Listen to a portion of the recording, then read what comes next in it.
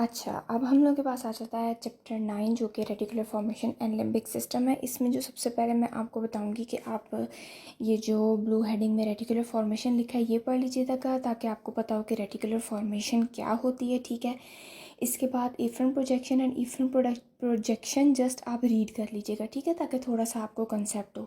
उसके बाद जो फंक्शन है ना वो मेनली आपने याद कर लेना। आपको पता होना चाहिए कि जो हम लोगों के पास रेटिकुलर फॉर्मेशन है उसका फंक्शन क्या है। ठीक है, इसका हम लोग को जनरलाइज कंसेप्ट होना चाहिए। ठीक है, इसके बाद लिम्बिक सिस्टम का जो टॉपिक है इसको भी आप पढ़ें। आपको पता होना चाहिए लिम्बिक सिस्टम क्या है। ये डायग्राम से भी आप देख लीजिएगा। ठीक है, इसके बाद जो आप लोगों ने इसमें पढ़ना है वो है ये एफरेंट कनेक्शन ऑफ हिपोकैम्पस, ये आप लोगों ने पढ़ लेने हैं। और इफरेंट कनेक्शंस, इसमें जो पॉइंट्स आपको दिए हुए हैं ना मेन, ये आप लोगों ने याद करने हैं।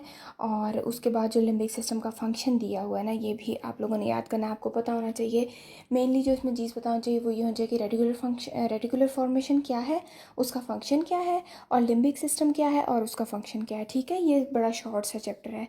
इसके अलावा जब हम क्लिनिकल नोट्स में आ जाते हैं तो इसमें जो हम लोगों के पास चीज़ है ना शिज़ोफ्रेनिया, ये चीज़ बड़ी इंपॉर्टेंट है। ठीक है, हम लोग को पता होना चाहिए कि शिज़ोफ्रेनिया हम लोग किस कंडीशन को कहते हैं। ठीक है, उसके बाद आप की कंसेप्ट कर लीजिएगा और एमसीक्यूज़ भी कर लीजिएगा।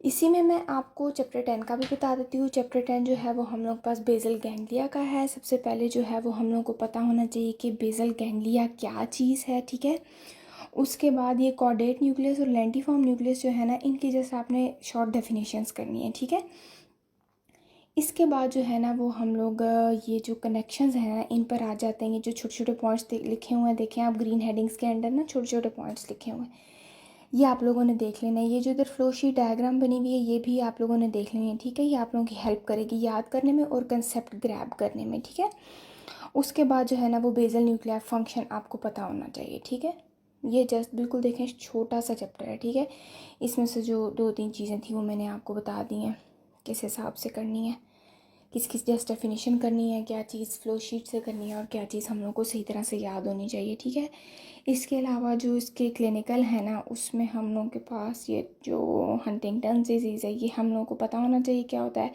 पार्किंसंस डिजीज़ बहुत इंपॉर्टेंट है, बहुत बहुत इंपॉर्टेंट है फिजियोथेरेपी के लिहाज से। ठीक है, क्लिनिकल वे में पार्किंसन डिजीज़ का हम लोग को पता होना चाहिए। ये जो है ना tremor, rigidity, bradykinesia and postural disturbances, ये इसके ना हम लोग के पास 4 कार्डिनल साइंस होते हैं। ठीक है, तो हम लोग को पता होना चाहिए कि पार्किंसन डिजीज़ के कार्डिनल साइंस क्या हैं। ठीक है, ये बहुत इंपॉर्टेंट है। ये आगे भी आपको जब आप नेक्स्ट ईयर्स में जाएंगे तो डिफरेंट सब्जेक्ट्स में आएगा, तो पार्किंसन डिजीज़ बहुत इंपॉर्टेंट है।